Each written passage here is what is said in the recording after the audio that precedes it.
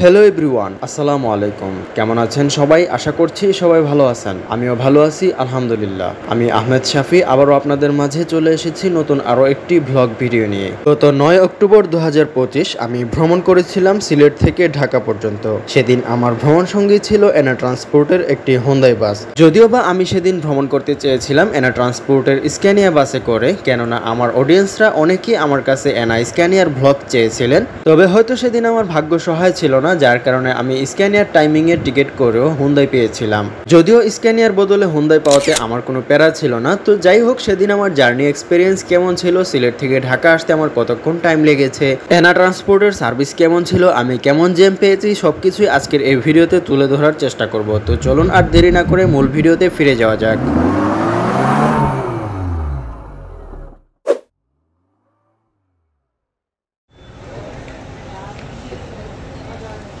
রাত প্রায় 9:30। এখন আমি অবস্থান করছি সিলেট কদমতলী বাস টার্মিনাল এনা কাউন্টারে। সিলেটের সবচেয়ে বড় এবং সবচেয়ে সুন্দর যে কাউন্টারটি, সেটি হচ্ছে এনা ট্রান্সপোর্টের এই কাউন্টার। তো চলুন ভিতরে গিয়ে ভিতরের পরিবেশটা একটু দেখে নেওয়া যাক। কাউন্টারে ঢুকলেই সোজা দেখতে পাবেন বড় একটা রিসিপশন, যেখান থেকে তারা টিকিট বিক্রি করেন। হাতের বাম পাশে রয়েছে এনা ট্রান্সপোর্টের নন এসি বাসের যাত্রীদের বসার স্থান, ওয়াশরুম এবং নামাজের স্থান। অন্যদিকে হাতের ডান পাশে রয়েছে এসি গাড়ির যাত্রীদের জন্য বসার স্থান এবং এখানে রয়েছে এসি গাড়ির যাত্রীদের জন্য আলাদা ওয়াশরুম। চলুন এবার এসি গাড়ির যাত্রীদের রুমটা একটু দেখে নেওয়া যাক। এই হচ্ছে এসি গাড়ির যাত্রীদের বসার স্থান। গাড়ি আসার আগ পর্যন্ত এখানে আপনি বসে আরামসে সময় কাটাতে পারবেন। বেশ সুন্দর ছিমছাম পরিবেশের পরিপাটি একটি কাউন্টার। আমি অবশ্য ইতিমধ্যে টিকিট করে নিয়েছি। যেহেতু সেদিন বৃহস্পতিবার ছিল, তুলনামূলক যাত্রী চাপ বেশি থাকে এই দিন, তাই আমি আগেই টিকিট বুক করে রেখেছিলাম। আমি জাস্ট কাউন্টারে এসে আমার টিকিটটা সংগ্রহ করে নিয়েছি। সিলেট থেকে ঢাকা পর্যন্ত ভ্রমণ করতে আমার টিকিটের পিছনে খরচ করতে হয়েছে 1500 টাকা। ঘড়িতে বাজতেছে রাত 11:35। ইতিমধ্যেই আমি খাওয়া দাওয়া শেষ করে আবারও কাউন্টারে চলে এসেছি। সেদিন রাতে অবশ্য এনা ট্রান্সপোর্ট সিলেট থেকে ঢাকার উদ্দেশ্যে দুটি এসি বাসের ট্রিপ পাঠিয়েছিল। একটি হচ্ছে 11:35 এনা ট্রান্সপোর্টের হোন্দাইয়ের শিডিউল, অন্যটি হচ্ছে 11:55, যেটা রেগুলার স্ক্যানিয়া যায়। কিন্তু সেদিন আমি এনা ট্রান্সপোর্টের হোন্দাই বাস পেয়েছিলাম, কেননা আগের দিন ঢাকা সিলেট মহাসড়কে হিউজ পরিমাণ জ্যাম ছিল, যার কারণে স্ক্যানিয়া শিডিউল উলটপালট হয়ে যায়। ফলে সেদিন এনা ট্রান্সপোর্টের স্ক্যানিয়া বাসের শিডিউলে স্ক্যানিয়ার প্রক্সি হিসেবে হোন্দাই বাস পাঠায়। ইতিমধ্যে রাত 11:40 বেজে গিয়েছে। আমাদের আগের ট্রিপ অর্থাৎ 11:35 ট্রিপ 5 মিনিট বিলম্বে ঠিক 11:40 সিলেট কদমতলী থেকে ঢাকার উদ্দেশ্যে ছেড়ে যায়। গাড়ি নাম্বার 150312 রেয়ার পেন্টের এই চকলেট হোন্দাইটি ঠিক 11:40 কদমতলী থেকে ছেড়ে গেল ঢাকার উদ্দেশ্যে।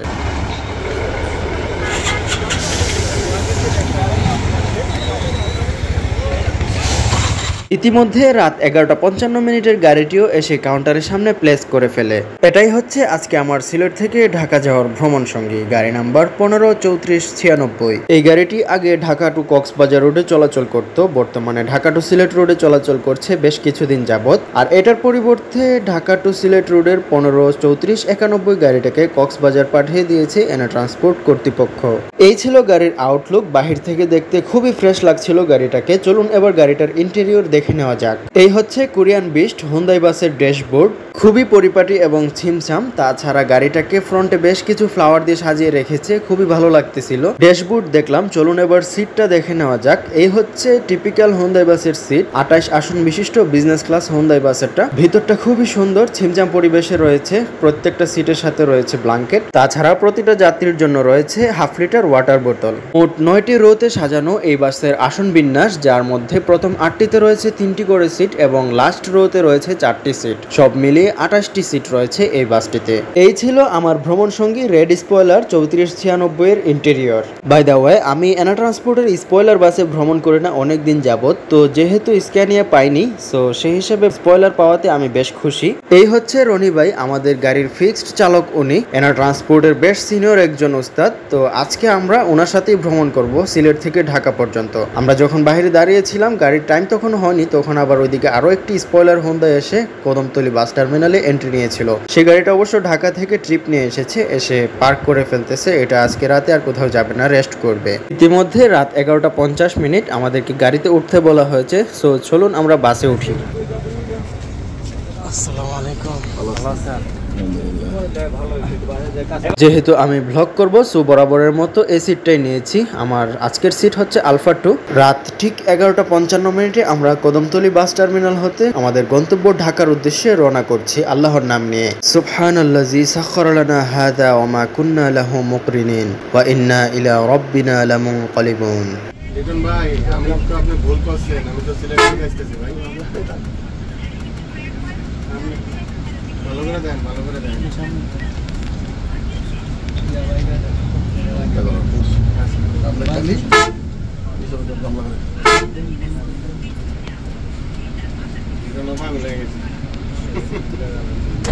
রাত 11:55 কদমতলী বাস টার্মিনাল থেকে ছেড়ে এসে আমরা প্রথমে হুমায়ুন রশিদ চত্বরে দাঁড়াই। এখানে আমাদের কিছু যাত্রী ছিল, তো তাদেরকে পিক করে আমরা পুনরায় যাত্রা শুরু করি আমাদের গন্তব্য ঢাকার উদ্দেশ্যে।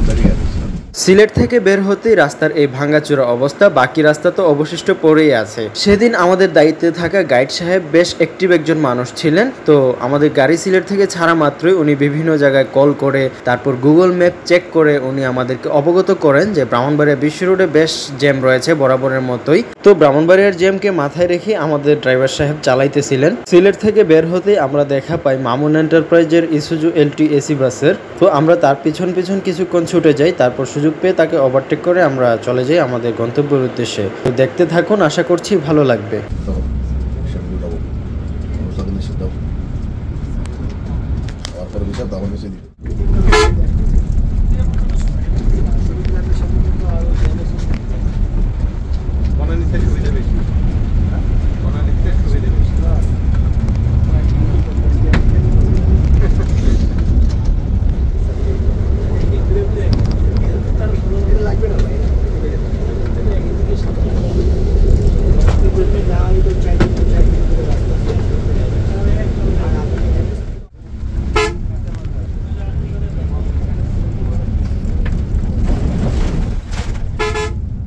রাত 12:45 আমরা অলরেডি শেরপুর টুল প্লাজায় চলে এসেছি। এখানে এসে আমরা বেশ লম্বা একটা ট্রাকের সিরিয়াল পাই। তো যেহেতু রাস্তা জ্যাম ছিল, সামনে জ্যাম আছে আমরা যেহেতু জানি, সো আমাদেরকে আসলে গ্যাপ বা রং মেরেই আসতে হতো, কিছু করার ছিল না, আসলে টাইম কাভার করতে হবে যেমনি হোক। তো আমরা বেশ কিছু রং মারি এবং গ্যাপ দিয়ে আমরা ঢুকে যাই, বেশ অনেকটা রাস্তা এগিয়ে যাই। তারপর কোনো মতে শেরপুর টুল প্লাজা ক্রস করে আমরা পুনরায় যাত্রা শুরু করি আমাদের গন্তব্য ঢাকার দিকে।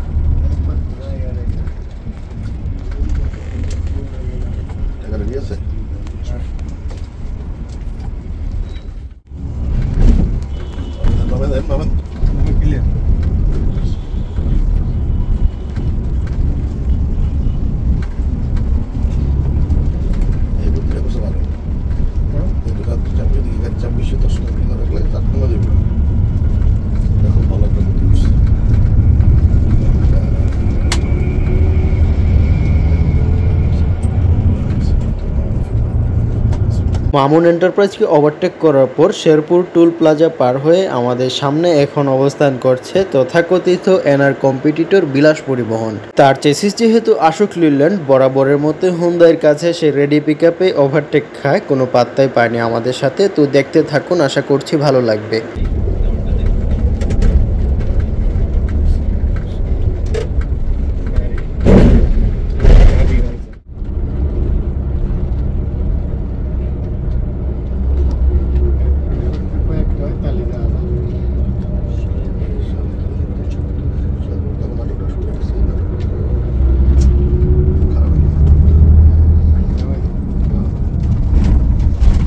মামুন এবং বিলাসকে ওভারটেক করার পর ইম্পেরিয়ালের একটি স্লিপার বাস আমাদেরকে কোনো একটা চত্বরের মধ্যে রং সাইড দিয়ে ওভারটেক করে সামনে চলে যায়। তো এখন আমরা ওই গাড়িটার পিছনে আছি, যেহেতু তার চেসিস আশোক লিল্যান্ড আর আমাদের যেহেতু হুন্দাই, তো স্বাভাবিকভাবে সে আমাদের কাছে পাত্তা পাবে না। তবুও সে ভালোই ফাতরামি করেছে, রাস্তায় রং সাইড মেরে আমাদেরকে দুইবার ওভারটেক করেছে এবং দুইবারই ওটি ব্যাক খেয়েছে অবশ্য, যেহেতু হুন্দাই এবং আশোক লিল্যান্ড চেসিসের মধ্যে আকাশ পাতাল তফাৎ। তো যাই হোক, দেখতে থাকুন, আশা করছি ভালো লাগবে। ইম্পেরিয়াল ভালোই টানতেছিল আমাদের সামনে।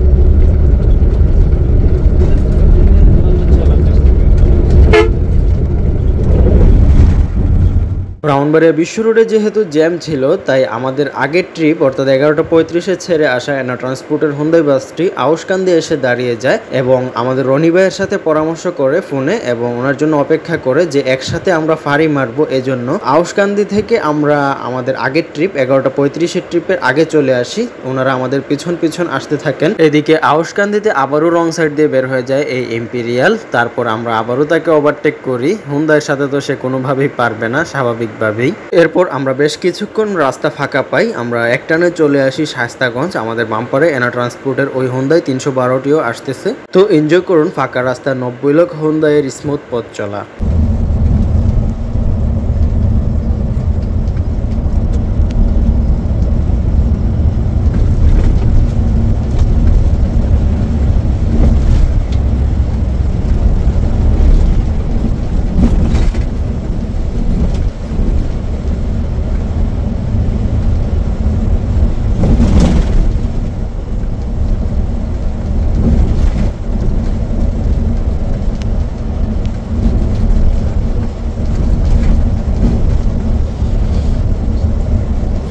রাত 1:45 আমরা অলরেডি শায়েস্তাগঞ্জ চলে এসেছি।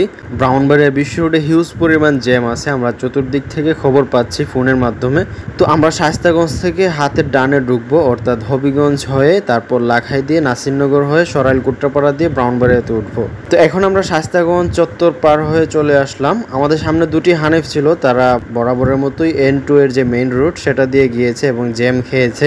তাদের অনেক আগে আমরা ঢাকা ঢুকেছি। তো আমরা এখানে কিছুক্ষণ অপেক্ষা করি। আমাদের পিছনের সেই চকলেট কালারের না হুন্দাইটি আমাদের কিছু পিছনে পড়ে যায়, তো সেটার জন্য অপেক্ষা করি এবং সে আসা মাত্রই আমরা পুনরায় টান শুরু করি। এখন আমরা আছি শায়েস্তাগঞ্জ নতুন ব্রিজ পার হয়ে পুরান বাজারের দিকে। পুরান বাজার হয়ে বরাবর আমরা হবিগঞ্জের দিকে ছুটে চলবো। হবিগঞ্জ থেকে আমরা বামে চলে যাব, লাখাই হয়ে নাসিরনগর দিয়ে সরাইল কুট্টাপাড়া দিয়ে ব্রাহ্মণবাড়িয়াতে গিয়ে উঠবো।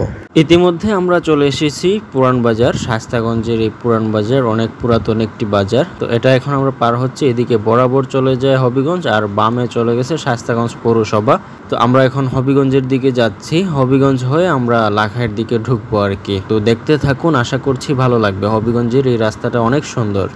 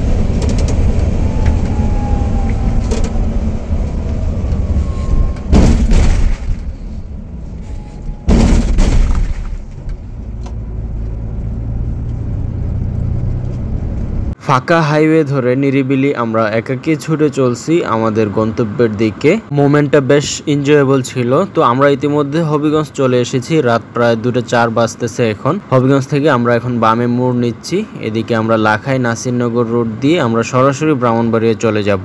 বেশ বড় একটা ফাঁড়ি মেরেছি আমরা এই রোডে এসে। ওইদিকে ব্রাহ্মণবাড়িয়া থেকে প্রায় মাধবপুর পর্যন্ত জ্যাম লেগে আছে, আমরা এদিকে সরাসরি ব্রাহ্মণবাড়িয়া চলে যাই। এত লম্বা একটা ফাঁড়ি মারার পরও আমরা আসলে ব্রাহ্মণবাড়িয়াতে প্রায় 2 ঘন্টারও বেশি সময় ধরে জ্যাম খাই। তবে স্বস্তির বিষয় হচ্ছে এটাই যে আমরা এই ফাঁড়ি মারাতে আমাদের আগে ছেড়ে আসা অনেকগুলো গাড়ির আগে ঢাকা পৌঁছে যাই, অর্থাৎ আমাদের আগে 10টা 11টা 11:30 যারা ছেড়ে এসেছে এবং যারা মেইন রুট দিয়ে গিয়েছিল ওই দিন তারা সবাই আমাদের পিছনে পড়ে যায়। আমরা ঢাকা ঢুকে যাই প্রায় 7:45, আর ওনারা ঢাকা ঢুকতে ঢুকতে প্রায় 10টার উপরে বাজে। ওই গাড়িগুলোতে আমার পরিচিত লোক ছিল, যার কারণে আমি পরবর্তী খবর নিতে পেরেছি। আসলে লাখাই নাসিরনগরের এই রাস্তাটাও বেশ সুন্দর, আমরা বেশ ভালো গতিতে এগিয়ে যাচ্ছিলাম দারুণ এই রাস্তা দিয়ে। আমাদের পিছনে আরো একটি চকলেট কালার হোন্ডাই রয়েছে। তো দেখতে থাকুন আমাদের পথ চলা, আশা করছি এই রাস্তাটিও আপনাদের কাছে অনেক উপভোগ্য লাগবে।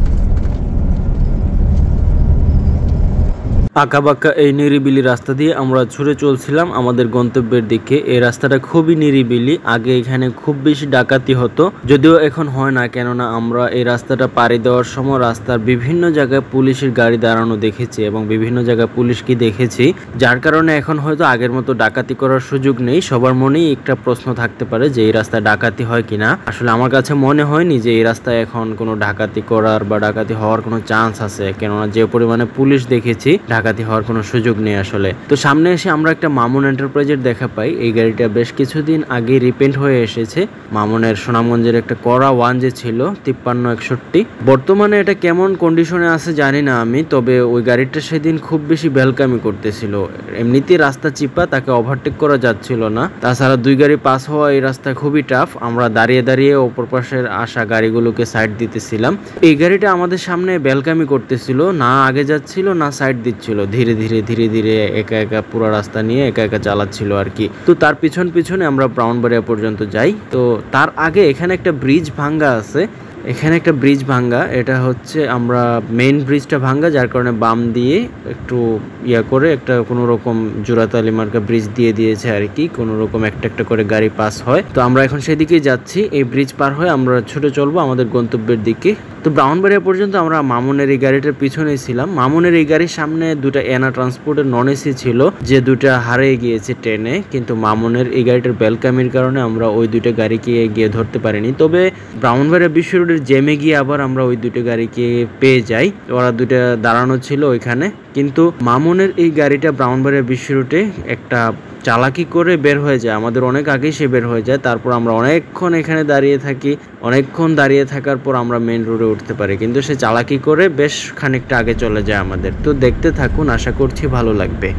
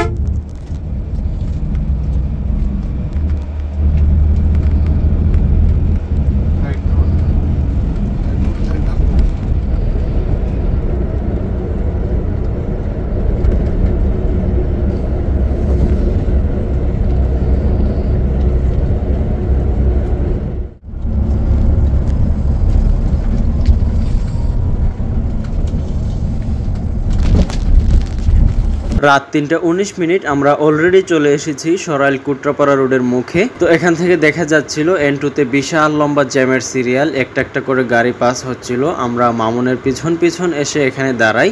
এখানে বেশ কিছুক্ষণ দাঁড়িয়ে থাকার পর মামুন আসলে বাম সাইড দিয়ে ঢুকে যায়, আর আমরা মূলত সরাসরি বরাবর ঢুকতে চেয়েছিলাম ওই দুই এনার পিছনে। আসলে ওই দুই এনার পিছনে পড়ে বিপত্তি বাদে আমরা মামুনের পিছন ধরলে কিন্তু বের হয়ে যেতে পারতাম। শেষ পর্যন্ত আমরা অবশ্য মামুনকে হারিয়ে আবারও পিছনে এসে তারপর বামেই ঢুকি, এবং ফাইনালি প্রায় 25 মিনিটেরও বেশি সময় একই জায়গায় দাঁড়িয়ে থাকার পর অবশেষে N2 ওঠার চান্স পাই। তো N2 উঠেও আসলে তেমন একটা ক্লিয়ার পাইনি, এখান থেকে ভৈরব পর্যন্ত যেতে আমাদের অনেক টাইম চলে যায়। রাত 3:45 N2 উঠি এবং ব্রাহ্মণবাড়িয়ার এই জ্যাম পার হয়ে ভৈরব হোটেল পর্যন্ত যেতে আমাদের টাইম লাগে প্রায় 2 ঘন্টার মতো, অর্থাৎ 5:40 আমরা হোটেলে প্রবেশ করি।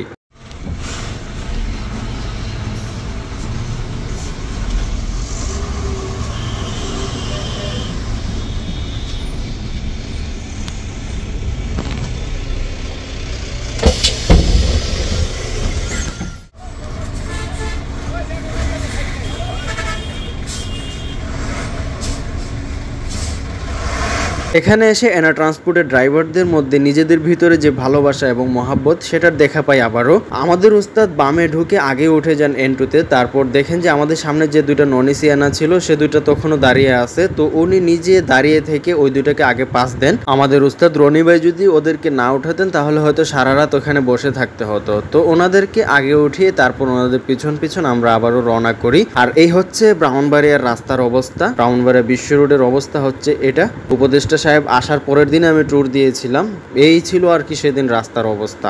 দেখুন কিরকম এই রাস্তা দিয়ে কিভাবে চলাচল করবে সিলেটের মানুষ, আসলে কিছু বলার নেই। বহুদিন ধরে এরকম চলতেছে, দেখারও কেউ নেই, কিছু বলারও কেউ নেই। উপদেষ্টা সাহেব আসছেন, আশা করি আমাদের রাস্তাটা ঠিক হয়ে যাবে। দেখা যাক আমাদের উপদেষ্টা সাহেব আমাদের কষ্ট দূর করে দিতে পারেন কিনা।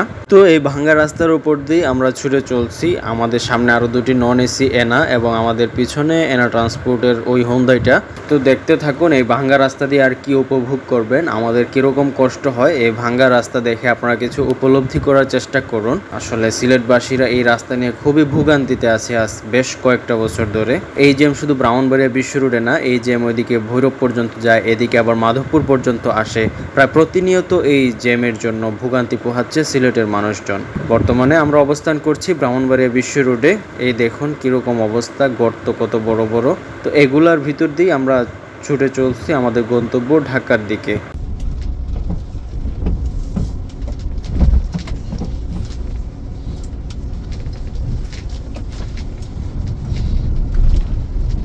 কোন গাড়ি জন্য বলে বডি হয়ে যাচ্ছিল আমরা গাড়ি ক্যামেরা এক ড্রাইভারে কইলো না সাথীটা গাজীপুর বাড়ি নাকি?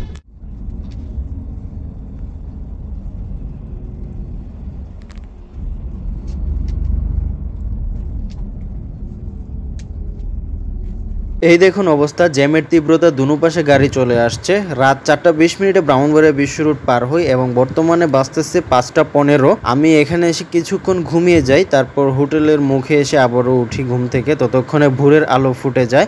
অলমোস্ট সকাল 5:35 বাজতেছে। আমরা আর কিছুক্ষণের মধ্যে হোটেলে ঢুকে যাব।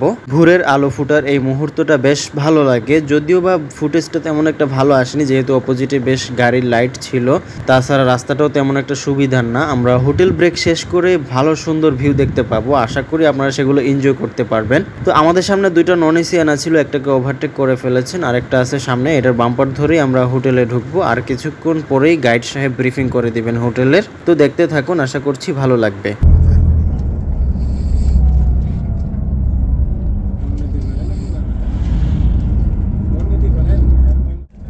আর অল্প কিছুক্ষণের মধ্যেই আমরা পৌঁছে যাব আশুগঞ্জ অবস্থিত হাইওয়ে রেস্টুরেন্ট রাজমণি। এখানে আমাদের সংক্ষিপ্ত যাত্রাবিরতি সময় 20 মিনিট। এই স্বল্প সময়ের মধ্যে আপনারা তাদের প্রয়োজনীয় কাজ সেরে নিজে আশা গ্রহণ করুন। আপনারা যারা গাড়ি অভ্যন্তরীণ লাগেজ ট্যাগবিল মালামাল বহন করছেন, যেমন ল্যাপটপ, মানি ব্যাগ, অন্যান্য আসবাবপত্র, সম্পূর্ণ নিজ দায়িত্বে রাখবেন। আমাদের গাড়িটি রেস্টুরেন্টে অবস্থান করতে পারবেন না। আমাদের গাড়ি নাম্বার ঢাকা মেট্রো ছিল 3496। ধন্যবাদ সবাইকে।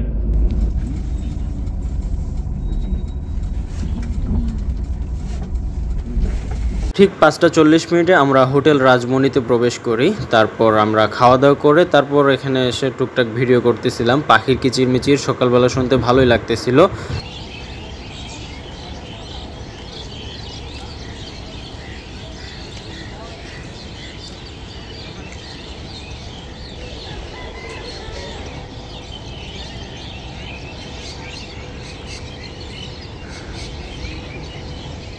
প্রায় 25 মিনিটের একটা যাত্রা বিরতি শেষে আমরা ভোর 6:05 আমাদের গন্তব্য ঢাকার উদ্দেশ্যে পুনরায় যাত্রা শুরু করছি।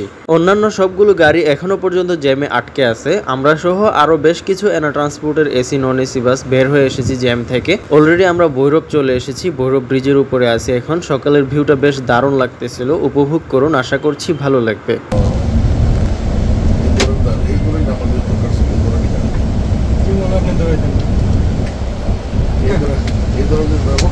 আপনার মতো মানে ক্যাস্টেলো আপনার মতো কুরিয়ার আমি জীবনে দেয়নি।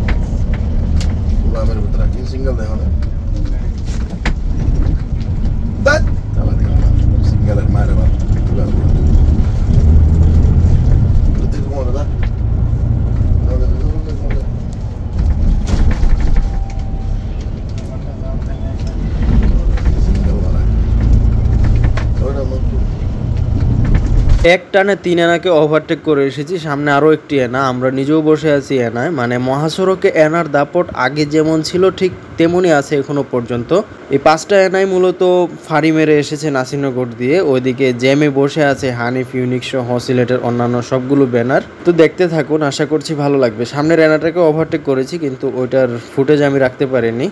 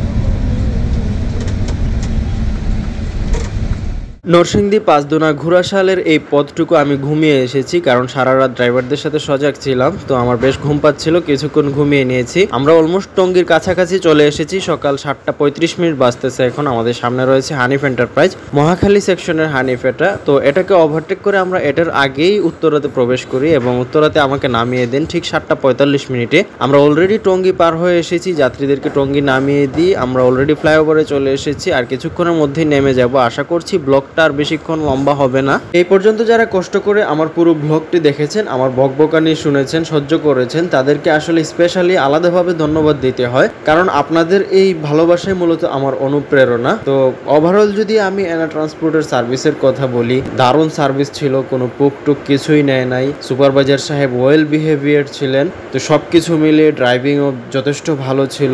রনি ভাইয়ের ড্রাইভিং নিয়ে আলাদা করে নতুন করে কিছু বলার নেই, উনি অনেক পুরাতন এবং সিনিয়র একজন উস্তাদ।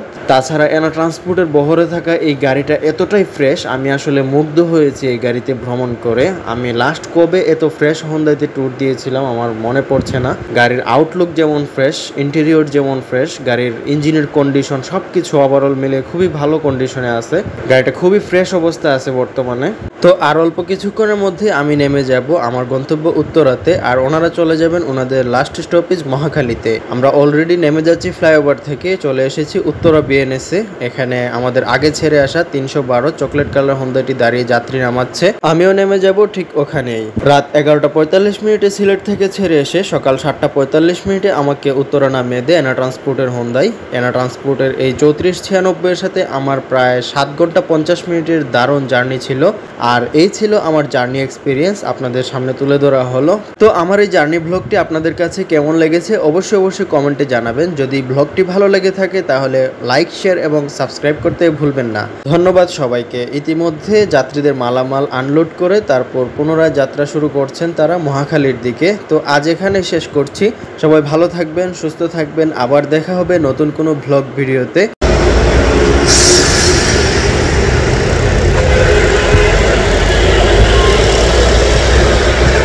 ভিডিওটি ভালো লেগে থাকলে অবশ্যই লাইক, শেয়ার এবং সাবস্ক্রাইব করতে ভুলবেন না। ধন্যবাদ সবাইকে। আল্লাহ হাফেজ।